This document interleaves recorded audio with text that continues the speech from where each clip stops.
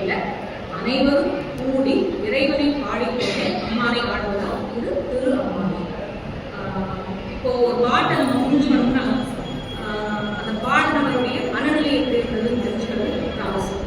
இங்கே மணிவாசனோட மனநிலை எப்படி இருந்ததுன்னு பார்த்தா, வேடு பெருந்துறையில் கண்ணார் கழகாட்டி நாயகனை ஆட்கொண்டு அண்ணாமலையானை பாடும் பாடுவான.